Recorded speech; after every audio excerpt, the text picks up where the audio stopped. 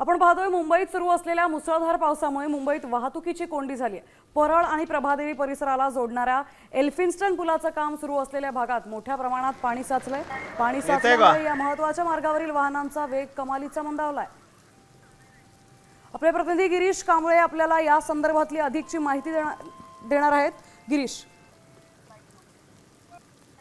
येतंय का?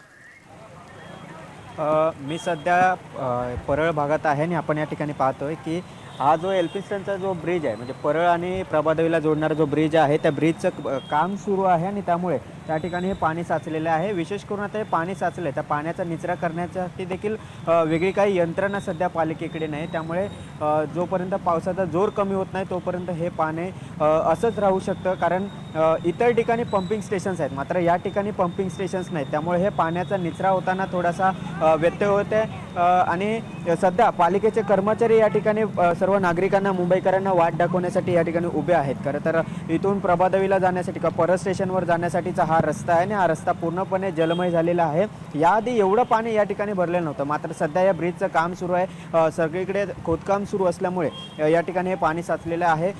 मोटर्स लावण्यात आलेले आहेत, मात्र तेवढासा प्रभाव या ठिकाणी होताना दिसत नाही आहे, जो पाण्याचा निचरा झाला पाहिजे। कारण थोडीशी पावसाने विश्रांती या परिसरात घेतलेली आहे, मात्र असं असताना देखील या ठिकाणी पाण्याचा जो निचरा आहे तो झालेला नाही। त्यामुळे मुंबईकरांना आहे ते या पाण्यातूनच वाट काढत त्यांच्या कामावर जावं लागतं आहे। मुंबईकरांना मदत करण्यासाठी या ठिकाणी पालिकेने कर्मचारी देखील ठिकठिकाणी उभे केलेले आहेत। कुठे खड्डा असू नये किंवा कोणतीही दुर्घटना होऊ नये यासाठीची पालिका दक्षता घेते। मात्र जो पाण्याचा निचरा व्हायला पाहिजे, त्या निचऱ्यासाठी कोणतीही यंत्रणा सद्यस्थितीत या ठिकाणी नाही।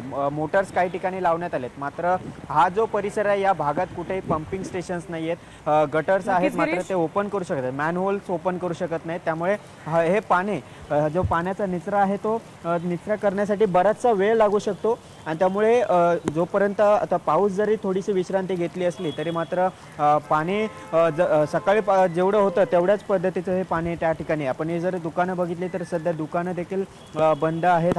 हा रस्ता खरं तर परळ स्टेशनवर जातो आणि रेल्वे पकडण्यासाठी काम। धन्यवाद आपण दिलेल्या सविस्तर माहितीबद्दल। आपण पाहतोय एल्फिन्स्टनच्या पुलाच्या कामामुळे आता पावसामुळे इथे मोठ्या प्रमाणात पाणी साचलंय। आणखी पाऊस झाला तर आणखी पाण्याच्या पातळीत वाढ होण्याची शक्यता आहे।